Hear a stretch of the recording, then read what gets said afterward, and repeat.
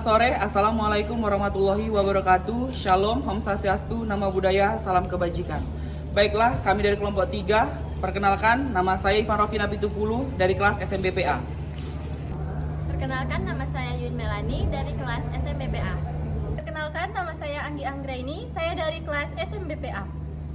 Perkenalkan, nama saya Putri Petasya Purba, saya berasal dari kelas SMBPA. Perkenalkan, nama saya Evesa Sihotang, saya dari kelas SMBPA.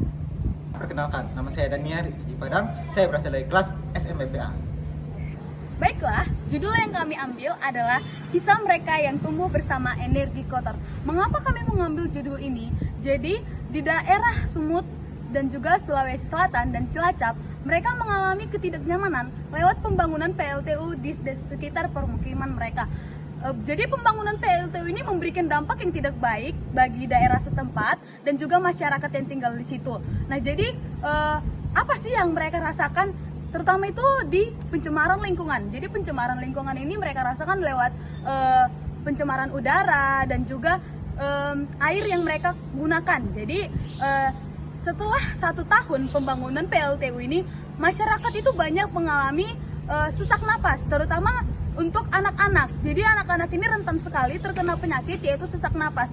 Jadi ada yang sampai anak-anak itu pagi-pagi sudah muntah darah karena mengalami sesak napas, dan orang tua juga mengalami sesak napas. Nah, untuk air yang mereka gunakan itu membuat kulit mereka menjadi iritasi. Itulah mengapa mereka itu tidak nyaman setelah dibangunnya PLTU itu.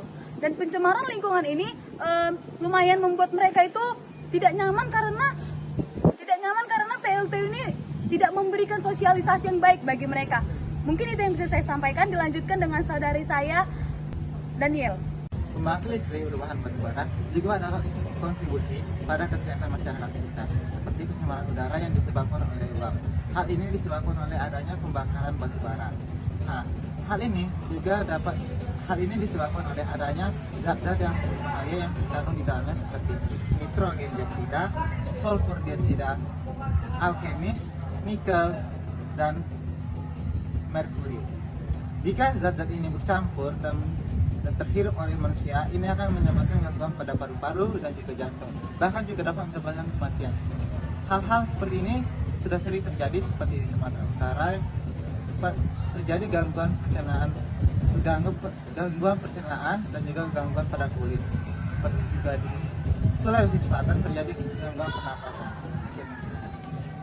Baiklah, di sini saya akan membahas mengenai bahayanya mengkonsumsi bahan pangan yang telah terserap polusi udara. Terumumnya itu adalah polusi dari PLTU. Semua pasti sudah pada tahu bahwasannya hasil dari limbah PLTU itu sangat mencemari lingkungan. Nah, makanan yang sudah tercemar atau terkontaminasi dari polusi itu akan tidak dapat dikonsumsi oleh tubuh dengan baik. Dari situ, para petani menanam tanaman hortikultura dan polusi dari PLTU tersebut dapat menyebabkan hasil organisme dari tumbuhan-tumbuhan yang ditanam itu tercemar, sehingga itu mematikan ekosistem dari pertumbuhan yang ditanam oleh para petani setempat. Nah, itu juga dapat berdampak buruk, sangat buruk untuk kesehatan masyarakat setempat karena telah mencemari tumbuhan yang ada di sekitar, termasuk tumbuhan hortikultura yang berbagai macam itu sebagai konsumsi sehari-hari masyarakat, dan itu dapat menjadi salah satu jalan tercemarnya penyakit ke dalam tubuh kita.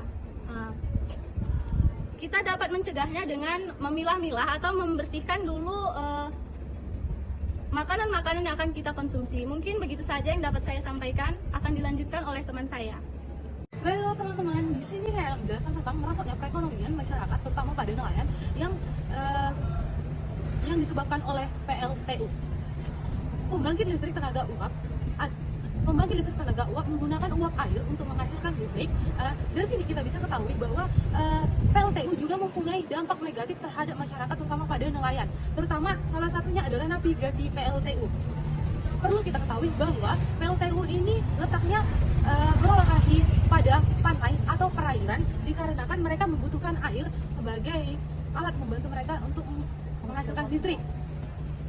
Lalu perlu kita ketahui, gangguan navigasi yang terjadi pada nelayan adalah peningkatan lalu lintas kapal yang membuat banyak para nelayan kesulitan atau dilarang melewati lalu lintasnya si para kapal. Di mana kapal diparkir, nelayan dilarang untuk mencari ikan di sekitaran situ. Kemudian dampaknya adalah perubahan suhu air. Para pembangkit listrik itu menggunakan air untuk menghasilkan listrik, sehingga pendingin dan pengambilan air ini bisa mempengaruhi suhu air di sekitarnya. Perubahan suhu air dapat mempengaruhi distribusi ikan atau biota laut lainnya. Kemudian bukan hanya itu saja, ada juga dampak dari limbah yang membuat tercemarnya pantai atau air-air yang ada di sekitaran masyarakat, sehingga bisa membuat berkurangnya atau banyaknya kematian ikan atau biota laut lainnya.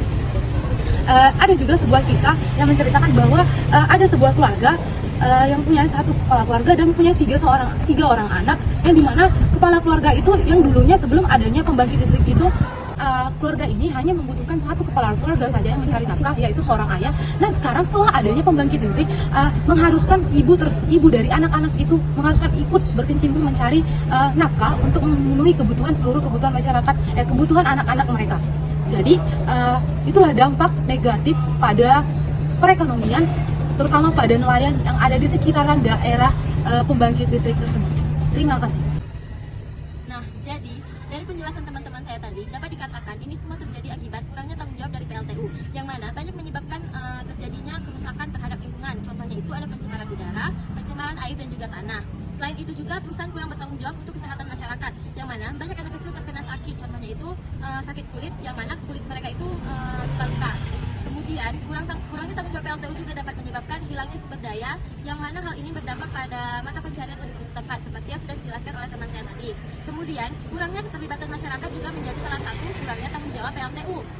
Kemudian kurangnya keterlibatan masyarakat juga menjadi salah satu kurangnya tanggung jawab dari PLTU. Yang mana dalam pengambilan keputusan membutuhkan keterlibatan masyarakat setempat agar tidak mengurangi partisipasi dalam proses apapun itu, karena menyangkut dengan kehidupan mereka. Nah, untuk mengatasi masalah ini, penting bagi PLTU untuk mengambil tanggung jawab sosial dan lingkungan yang lebih besar dengan cara melakukan praktik-praktik yang bertanggung jawab secara lingkungan, seperti penggunaan teknologi yang lebih bersih, pengolahan limbah yang efektif, serta partisipasi aktif dalam program-program pemulihan lingkungan. Nah, baiklah teman-teman, berdasarkan dari hasil penjelasan teman-teman saya tadi, saya akan menjelaskan tentang saya telah menonton video pendek tadi. Berdasarkan hasil dari yang saya tonton, seharusnya manajemen PLTU harusnya memberikan penyuluhan terhadap pemerintahan setempat, dikarenakan bahayanya polusi dan limbah yang mencemari lingkungan sekitar, membuat masyarakat sekitar terjangkit penyakit, terjangkit virus yang sangat berbahaya bagi tubuh mereka. Seharusnya pemerintah sangat berperan penting untuk meningkatkan penyuluhan bagaimana bahayanya tentang polusi dan limbah yang bersekitaran yang mengganggu kehidupan masyarakat sekitar. Nah, teman-teman, begitu juga dengan fasilitas kesehatannya. Saya merasa fasilitas kesehatan yang ada di lingkungan masyarakat masih sangat kurang, sehingga masyarakat setempat jika mereka mengalami keluhan sakit, mereka harus masih mengobati sakit mereka ke rumah sakit di luar dan harus mengeluarkan biaya yang cukup besar. Menurut saya peranan pemerintah sangat penting akan hal ini.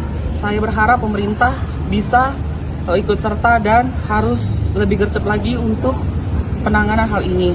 Di dalam hal ini, saya merasa bahwa masyarakat di sekitar mengalami dampak peranan Pancasila, yaitu keadilan sosial, karena masyarakat setempat membutuhkan keadilan sosial sama dengan masyarakat yang tidak hidup di lingkungan PLTU. Saya merasa mereka perlu dan layak untuk mendapatkan keadilan sosial. Mungkin itu saja. Sekian, terima kasih. Baiklah, kami dari kelompok 3. Mohon maaf jika ada kesalahan kata dan kesilapan kata serta kekurangan. Mohon untuk dimaafkan karena kami manusia biasa. Kami akhiri, selamat sore, wassalamualaikum warahmatullahi wabarakatuh.